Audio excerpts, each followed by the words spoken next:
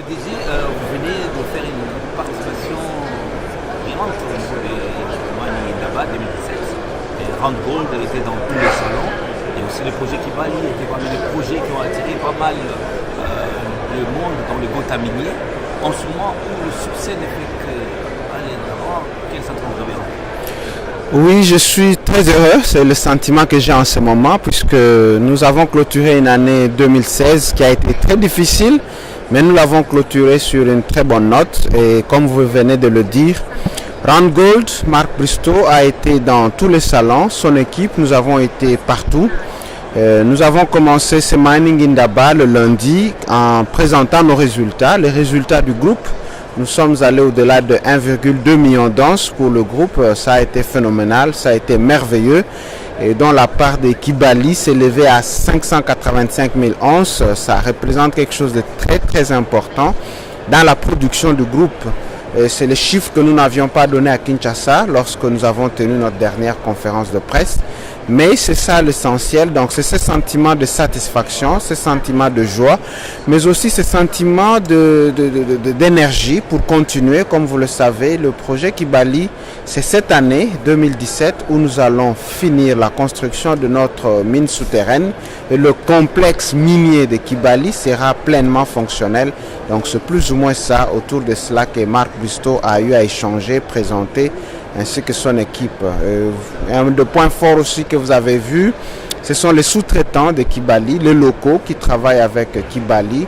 Et justement, c'est ce message qui est passé. Nous les avons vus ensemble, des jeunes entreprises qui ont été créées avec l'avènement de Kibali, qui ont eu à grandir, qui ont été exposées avec l'expertise internationale et aujourd'hui qui sont des sociétés autonomes qui travaillent non seulement avec Kibali mais qui commencent à chercher des marchés avec d'autres miniers en RDC. Ça, c'est le grand point que nous avons connu à cet Indaba.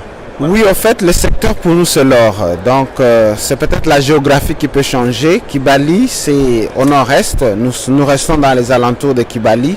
Nous sommes allés à Moku, à environ 60 km de Kibali. Ce n'est pas loin. Là, nous travaillons, nous faisons de l'exploration.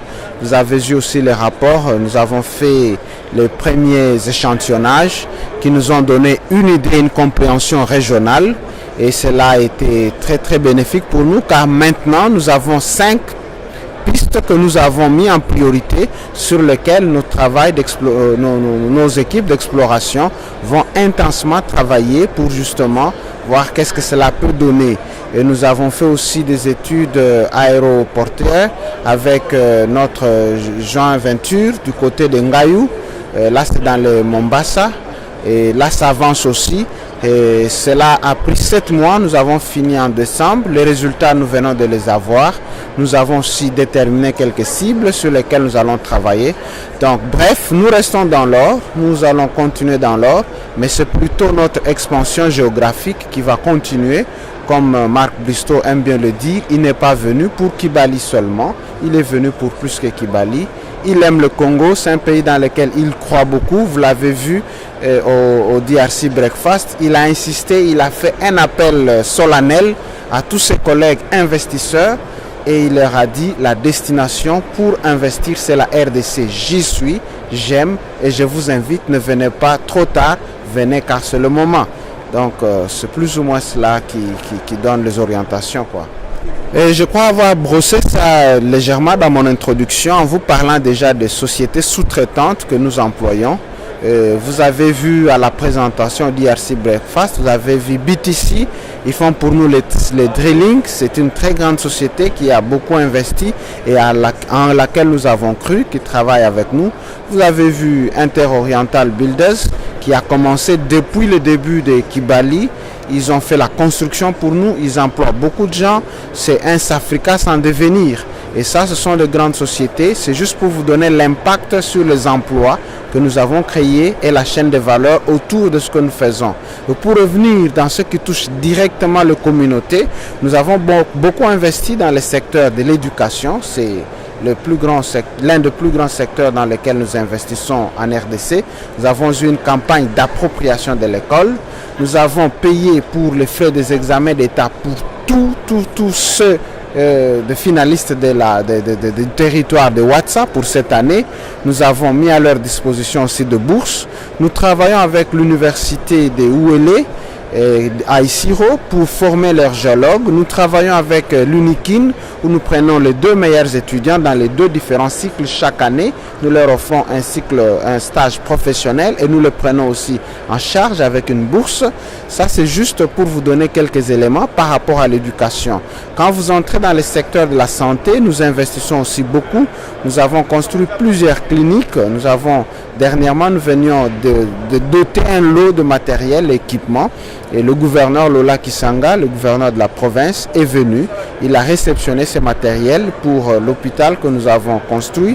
Et non seulement nous sommes limités à cela, nous travaillons aussi pour un grand hôpital général de référence à Ouatsa, pour lequel nous avons déjà commencé à mobiliser des moyens. Et nous allons continuer à investir dans la santé.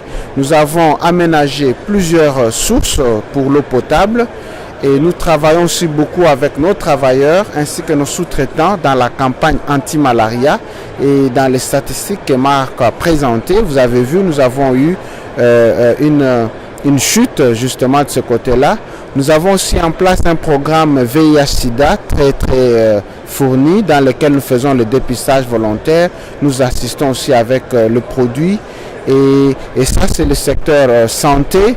Et vous allez aussi dans les autres secteurs sociaux comme l'agriculture. Nous avons beaucoup investi. Nous venons de terminer notre étude pilote pour la culture du maïs. Nous avons essayé quelques spécificités et nous avons vu la culture qui est appropriée à la zone de Kibali. Et nous allons commencer le champ pilote ce trimestre. Et là-bas, il pleut à partir du mois de mars et c'est là que nous allons commencer à planter. Nous allons faire les 100 hectares que nous avons prévus. Et dès que nous avons fini avec cela, nous allons aussi commencer la pépinière du grand projet de Palméré dont nous parlons tous les jours, qui est un investissement de plus de 200 millions de dollars. Et nous avons fait des études de faisabilité pour cela. Nous avons reçu le dernier arrêté en fin de l'année passée. Nous remercions l'appui du gouvernement de la République pour cela. Et maintenant, nous sommes prêts. Nous allons donc commencer avec la pépinière. Et en dehors de cela, nous avons aussi des projets dans la pisciculture. Nous avons environ 32 étangs piscicoles qui produisent du poisson qui est consommé localement. Nous avons des poulaillers. Et beaucoup de projets. Nous avons formé quelques coopératives locales avec des femmes, avec des locaux, des hommes que nous formons et nous leur donnons justement le capital, y compris aussi le nécessaire pour commencer leur poulailler et nous les accompagnons et leur production, nous les absorbons à la mine et s'ils en produisent un peu plus, ils desservent aussi sur le marché local. Comme vous le savez, nous sommes dans une zone presque frontalière. Les gens ont tendance à importer, mais nous essayons de stimuler ces marchés locaux. Et ça, je peux continuer. Vous verrez que c'est énorme ce que nous faisons dans nos communautés. Et c'est quelque chose de très important. Nous n'attendons pas d'atteindre la production pour le faire. Cela est inhérent à la culture même de Randgold. Nous le faisons dès le premier jour. Et nous continuerons à le faire pour le bonheur de nos communautés. Je dirais plutôt que le problème a été résolu et je vais m'écarter de votre expression, dire dans l'incapacité de nous rembourser. Le gouvernement nous a remboursé, peut-être pas au rythme que nous attendions, mais nous avons reçu quelques remboursements qui... pour l'année passée, je crois nous étions autour de 20 millions. Et le gouvernement ne s'est jamais dénié là-dessus, il reconnaît la TVA qu'il nous doit et quand c'est possible, il nous fait des paiements. Et Marc Brissot l'a dit, nous sommes au Congo pour des années, donc nous n'allons pas emballer nos bagages pour partir demain.